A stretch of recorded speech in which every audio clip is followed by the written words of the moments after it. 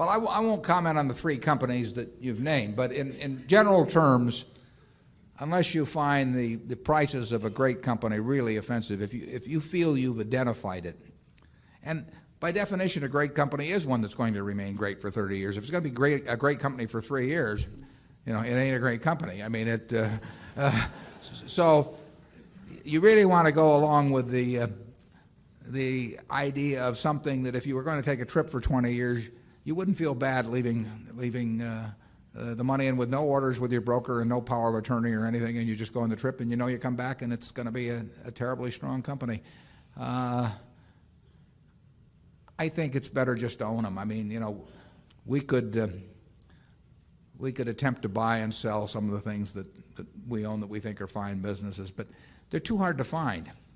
I mean, we found See's Candy in 1972, where we find here and there we get the opportunity to do something, but they're too hard to find. So to sit there and hope that you buy them in the throes of some panic, that you sort of take the attitude of a mortician, waiting for a flu epidemic or something. I mean, I'm not sure that I'm not sure will be a great technique. I mean, it may be great if you inherit.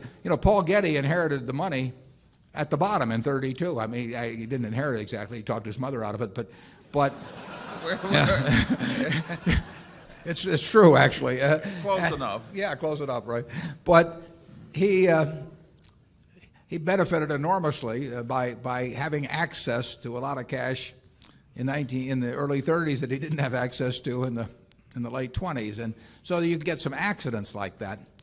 But that's a lot to count on, and if you start with the Dow at X and you think it's too high, when it goes to 90% of X, do you buy? Well, if it does and it goes to 50% of X, it gets you never get the benefit of those extremes anyway, unless you just come into some accidental sum of money at some time. So I think the main thing to do is find wonderful businesses.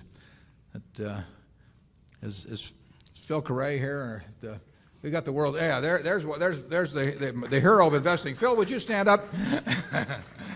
Phil is 99. He wrote a book on investing in 1924.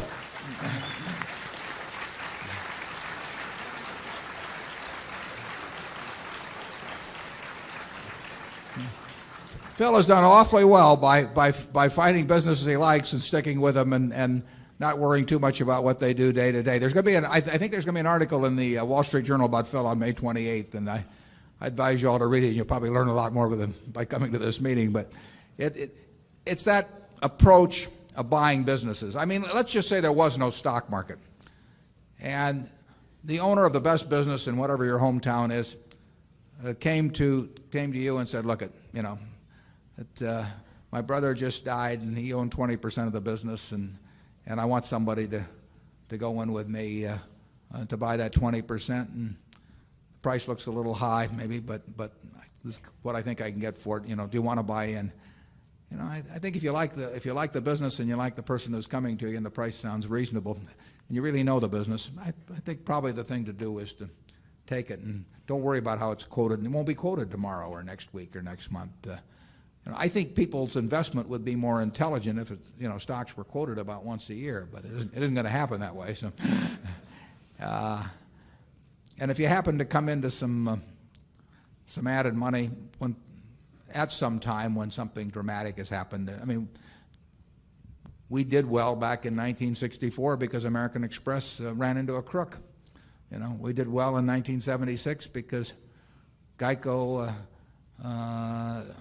managers and auditors didn't know what the loss reserve should have been the previous couple of years.